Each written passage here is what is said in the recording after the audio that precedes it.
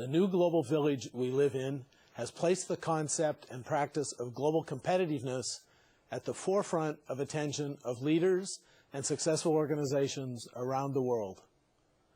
Being globally competitive means that we must be globally competent in terms of new generation human, technology, and knowledge skills and resources. How do we develop, acquire, and manage these strategic assets? In this presentation, we're going to examine aspects of human resource management that are particularly important to the global competitiveness of organizations.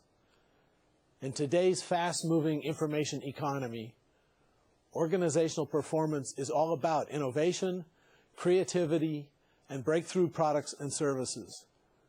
Winning is no longer about what you own or can build.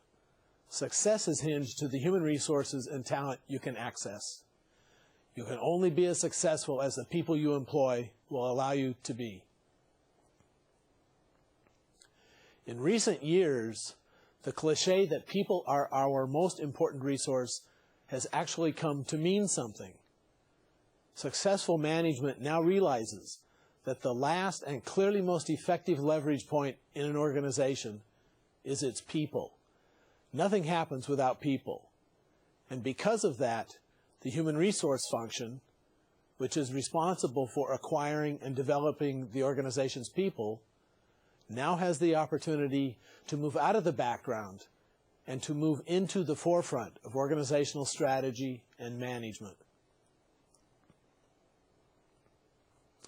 Andrew Grove, the former CEO of Intel, says that the only sustainable advantage for organizations in today's global economy is to learn faster than their competitors. Constant change due to globalization and new technology requires that organizations constantly change in order to adapt to and take advantage of such changes and to stay in front of the competition. This need to constantly change makes it necessary that organizations put their highest priority on learning. And hiring and organizing for learning is the central responsibility of today's human resource function. Today's global competitors come from anywhere and everywhere, making global competition increasingly intense. No one has an advantage, at least not one based on technology. As Thomas Friedman, the lead foreign correspondent for the New York Times, says, the world is flat. No individual or organization from any particular country has any special advantage. Every country has access to the best technology. The only advantage any organization has comes from its human capital, its intellectual property, its employees. Getting the right talent in the right place at the right time on a worldwide scale is the most important challenge in today's organizations. And this is the responsibility of the human resource management function. In order to do well, an organization needs great ideas. To generate great ideas, the organization needs the best possible people. So finding and keeping human talent is the most important responsibility any organization has. Shareholders or other owners, whether government or family-based owners, do not own their organization's human talent. Employees are not like physical assets. Indeed, employees walk out the door at the end of every workday. Only exciting and rewarding work keeps them coming back. So focusing on where you get such talent, how you develop it, figuring out what each person needs to get better, and determining what each person wants in order to come to work and deliver their ideas and talent for the organization are the keys to establishing a strategy for success.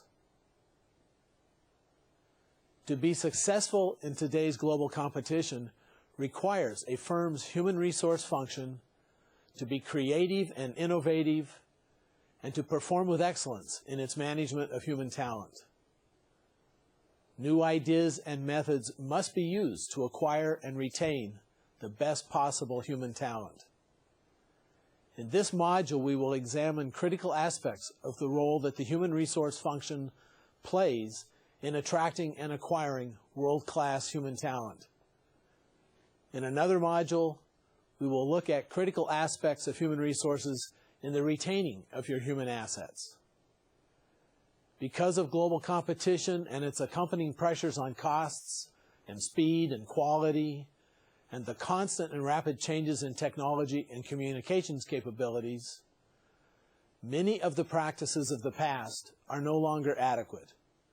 So HR, just like its counterparts in other areas of the organization, such as product design and customer service, must learn new strategies.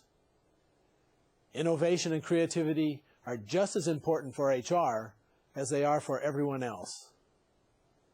Since attracting and acquiring the best possible talent is the most important activity of all organizations today, HR not only takes on a central strategic importance for the success of the organization, it also must learn new ways to deliver its services to the organization. As Jack Fitzenz of the Saratoga Institute, which is the consulting practice that measures the success of human resource practices around the world, says, customers, competitors, employees, technology are all in flux. Customers are becoming more demanding. Customers are growing more efficient and aggressive. Technology is accelerating change and expanding everyone's capabilities. And organizations are transforming themselves to survive in the new marketplace. Work as we have come to know it has come to an end. A new form of work is here that requires a totally new approach to managing the human asset. Given the changes that everyone is experiencing, it is difficult to plan even 10 years into the future. Indeed, what got us here won't get us there. It is no longer a matter of people being the most important asset of an organization. People are the only dynamic asset. Of course, when organizations do not manage their staffing function well, costly mistakes can be made. When employees don't work out, that is, they don't perform well, they don't fit the organization's culture, or they terminate early to go to work somewhere else, the organization pays a high price in money, estimated to average about 1 year's salary to replace an employee that is terminated or quits, and in poor performance and workforce morale. So the first human resource responsibility we are going to examine here concerns attracting and acquiring the organization's human resources. There are a number of components to the development of an organization's strategy to acquire and retain the best possible employees. So the first of these components that I want to examine is creating an organizational culture that sustains an attitude among top executives where talent management becomes the firm's highest priority.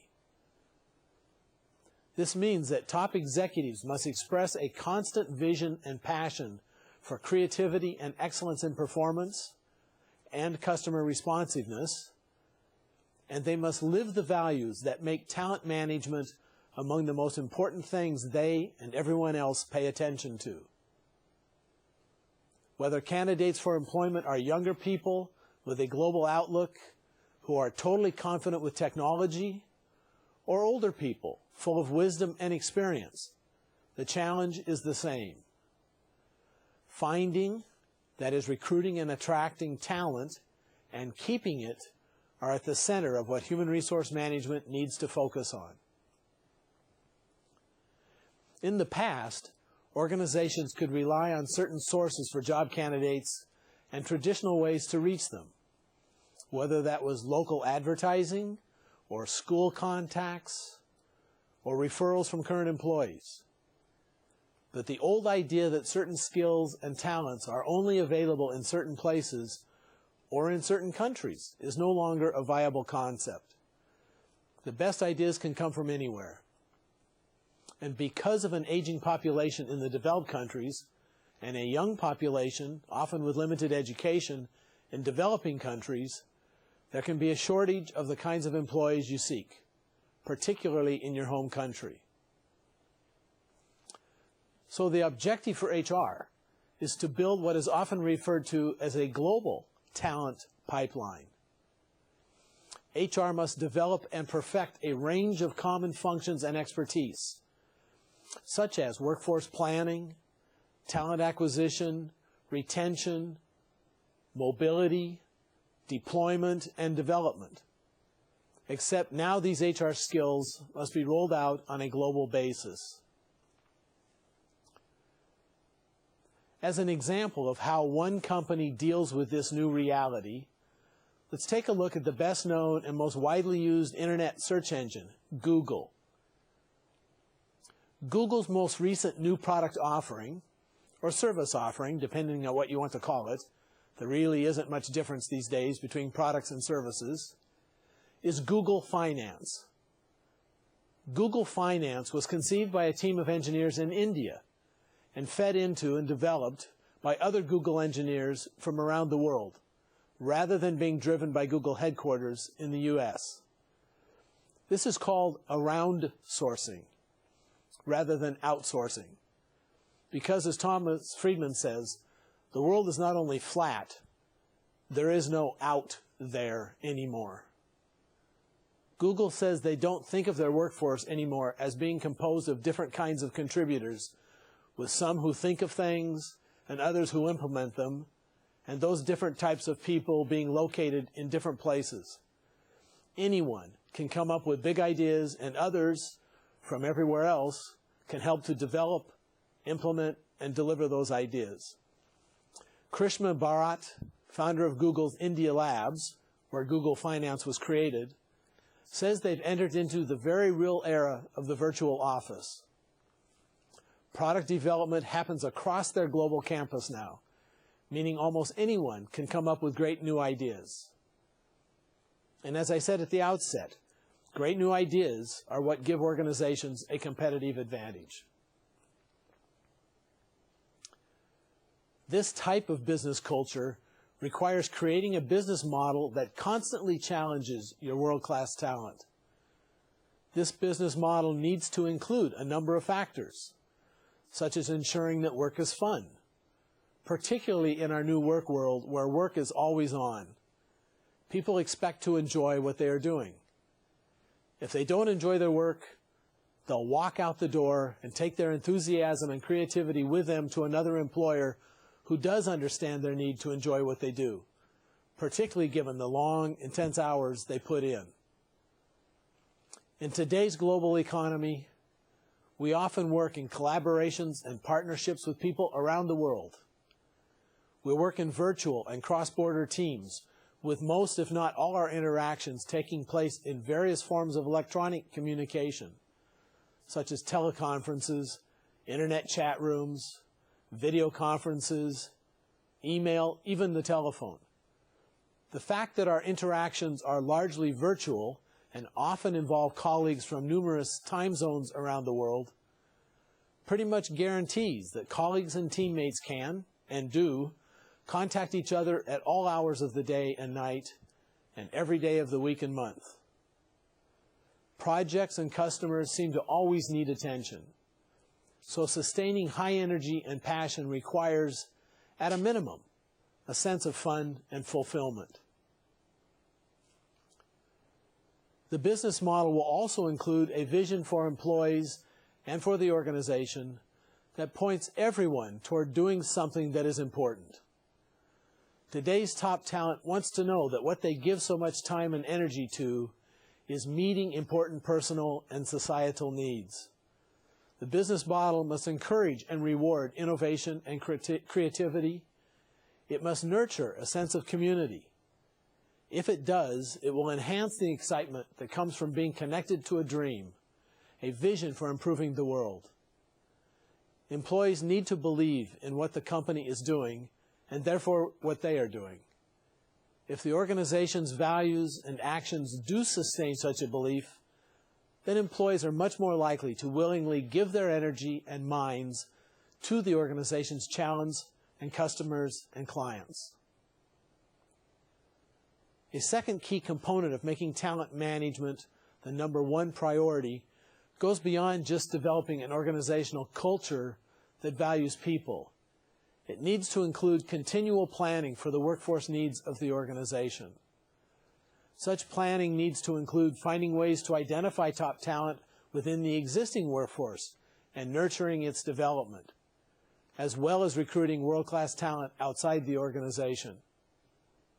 HR and management must develop ways to identify overall organizational growth needs and ways to track organizational initiatives in order to be able to forecast talent needs. Then HR can work to determine whether those needs can be filled from within the existing talent pool or will need to be met through talent acquisition from the outside. Planning meetings and talent assessment meetings must regularly evaluate existing talent and determine developmental assignments and plans for succession. Individual managers need to be held accountable for developing their subordinates. This will involve everything from making sure people are working on challenging assignments, as well as providing them with time and support for thinking about and working on new projects. As Yahoo says, time to think outside the box. It must include support for training, both in traditional forms and in new online forms. The organization needs to make available extensive training and learning opportunities online. Today's best practice organizations have hundreds of courses and training programs available online, so that employees can access training at any time that they need it to meet work needs and when they need it. This is often referred to as just-in-time training, and it should include developmental courses as well, since continual learning and development is necessary for success in today's organizations and is wanted by today's top employees. And it must support employees spending time and money on learning opportunities off the job. Of course, all of this works best when the organization allows its employees to determine much of the direction and the content of their personal development, of course in partnership with their management and HR. In addition to this, of course, the organization must also be constantly working at attracting talent from the outside. So in today's global labor force, where do you find such talent outside the organization? It turns out this is more difficult than it seems. Everything about attracting and recruiting outside talent has become increasingly difficult and complex. And of course, now it's global in scope. The traditional newspaper ads and employee connections are no longer enough, particularly for specializations that require higher education and special experience. For many of these critical jobs or competencies, the labor market is now global, so talent acquisition strategies must involve global planning. It seems that in many countries, there is never enough talent to fill the critical needs. This is partially a result of demographics and partly a result of the increasing demand for special competencies needed to create the world-class products and services that customers and clients demand. Increasingly, there is a shortage of people with these special skills. And now everyone is recruiting talent from everywhere else. A couple of years ago, I was in Munich, Germany, delivering a course for a local MBA program. My class had just visited the BMW headquarters and received a briefing on their global operations. One of the points made was that they had a chronic shortage of engineering talent and were always looking for engineers all over the world that would be willing to emigrate to Germany to work. I knew, of course, that American firms were also recruiting around the world for the same engineers. On the way back to my apartment from the BMW headquarters, I was waiting for a local street tram when I noticed an advertisement on the side of the tram stop.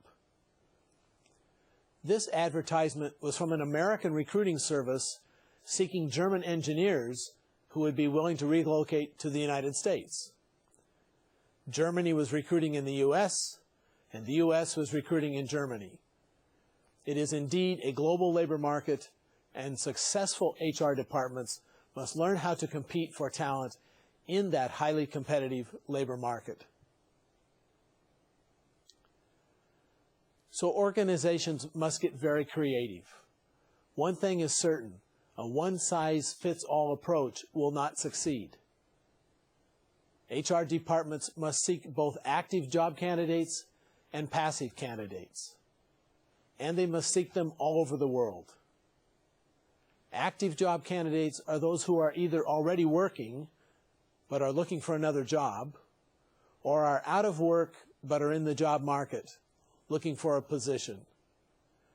And the approaches that work in one locale and for one organization are not likely to work in a different locale or for a different organization. Most world-class organizations have found that they need to manage their recruiting efforts on a regional basis, and that they need to pay close attention to the varying approaches to recruiting in different countries. For instance, recruiters in Korea can use some of the traditional methods, such as heavy advertising and use of websites. But nearby in Japan, most recruiting is done through agencies and through contacts at universities and other schools. Although this is gradually changing, it is considered undesirable in the Japanese culture to post a resume on a website. Sometimes regional recruiting can locate talent with the necessary language and culture skills, such as recruiting elsewhere in Eastern Europe for positions, say, in Romania and in Singapore for positions in China. In addition to the traditional active candidates, organizations must often also seek to attract passive candidates. Passive candidates are people who are not currently in the labor market, but who might, with the right approach, be convinced to go to work for you. Once such passive candidates are identified, one of the things that firms can do to try to attract them or to convince such candidates to enter or re-enter the labor market is to have current employees and managers who are well known for their work to email or call them with a message of encouragement to consider coming to work for you. Other tactics for recruiting talent with a longer-term focus include identifying smart and talented individuals while they are still early in their educations and building relationships with them, even supporting their higher educations, so that hopefully when they begin entering the labor force, even through part-time jobs and internships, your organization will provide them with the opportunity. This not only continues your relationship with them, but also gives them experience with your organization and will ultimately support their interest in working for you. For example, Cisco Systems encourages involvement with local school science fairs, where students compete with each other on the basis of scientific and technically based projects, even providing the fairs with judges and awards so as to identify young winners. They then stay in contact with these talented young people, tracking and encouraging their developing educations, maybe even providing scholarships for higher education, in the hope and expectation that upon graduation they will go to work for Cisco. Such long-term workforce planning is critical because it both identifies, at least as well as can be done in today's volatile and constantly changing environments, the needs of the employer in terms of both functional growth as well as geographic growth, so that HR can focus its talent acquisition and talent development activities. And it provides the necessary lead time for HR so that they can develop and carry through on their talent acquisition and talent development programs. Not every job candidate should be hired, and not every employee can be developed to fill new needs. And often, the special skills and competencies you seek are not widely available. So sometimes it takes a long time to find the talent you are seeking. This means that identifying and assessing talent takes time and resources. So trying to identify needs ahead of time is absolutely critical. HR cannot be expected to find world-class talent or develop it internally on short notice. Indeed, the best firms try to assess talent acquisition needs at least 6 months in advance, which provides the time necessary for implementing the recruiting and selection procedures that are needed. Although ensuring short and medium-term operational capacity and talent acquisition is understandably a top priority, if not the top priority, strategic thinking is also clearly focused on building the workforce of the future. Functional excellence will remain as important as ever. However, some new skills are rising to the forefront of attention, such as the ability to not only work effectively with people from any background and culture, but also to physically be present and effective wherever in the world that makes business sense. There is no magic formula to building effective talent pipelines. Partnering with multinational collaboration networks, such as the ITC GNet, is now essential. By addressing the areas of workforce planning, talent acquisition, retention, mobility, and deployment on a global basis, the goal of having the right people in the right place at the right time in order to run your organization with world-class success now and in the future is attainable. Thank you.